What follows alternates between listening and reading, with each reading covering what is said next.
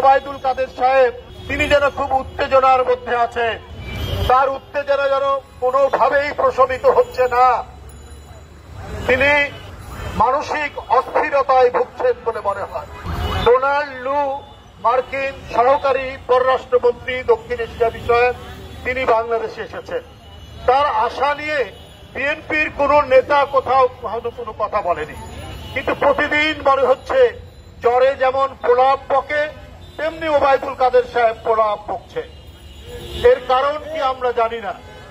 উনি বলছেন ডোনাল্ড লু কি বিএনপিকে ক্ষমতায় বসিয়ে দিবে, ডোনাল্ড লু কি বিএনপিকে ক্ষমতা দিয়ে যাবে, ডোনাল্ড লু কি তিনি নিষেধাজ্ঞা দিবে, এই আশায় আছে বিএনপি। তো বিএনপি তার আশা নিয়ে এবং সে কি করবে এই নিয়ে কোন নেতা বিএনপির কি কোনো কথা বলেছে? বলেনি। কিন্তু ওবায়দুল কাদের সাহেব এসব বলে যাচ্ছে।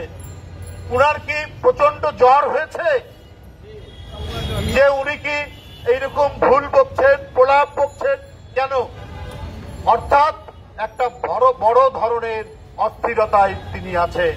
উনারা গণতন্ত্রকে ধ্বংস করে ভোট নির্বাচনকে দখলে নিয়ে তারা গোটা জনগণকে, দেশবাসীকে তারা বন্দী করে রেখেছে। গোটা বাংলাদেশকে উন্মুক্ত কারাগারে পরিণত করে এখন জনগণকে বিভ্রান্ত করার জন্য নানা কথা বলছে। তার একটি হল এই মার্কিন সহকারী পররাষ্ট্রমন্ত্রীর আশা নিয়ে এই যে জ্বরের প্রলাপ বকা, এই বকাটা তার একটা উৎকৃষ্ট উদাহরণ। আপনারা জানেন সব দিক থেকে এই সরকার একেবারে ধ্বংসের শেষ সীমানায় উপনীত হয়েছে। বাংলাদেশ ব্যাংকের গভর্নর বলছেন যে অর্থনীতির এই যে করুণ অবস্থা, ধসে যাওয়া, এইটা আমার কর্মজীবনে দেখিনি। এই বাংলাদেশ ব্যাংকের গভর্নর বর্তমানে যিনি আছেন তিনি এই সরকারেরই মনোনীত। আবার উনাদের যে জ্বালানি উপদেষ্টা কি যেন নাম উনার, তৌফিক ইলাহি, উনি বলছেন যে বাংলাদেশে আজকের যে ভয়াবহ অর্থনৈতিক অবস্থা তার জন্য পশ্চিমারা ষড়যন্ত্র করছে। এই ষড়যন্ত্রের নবতত্ত্ব তৌফিক ইলাহিরা দিয়ে মনে করছে জনগণকে তারা বিভ্রান্ত করবে।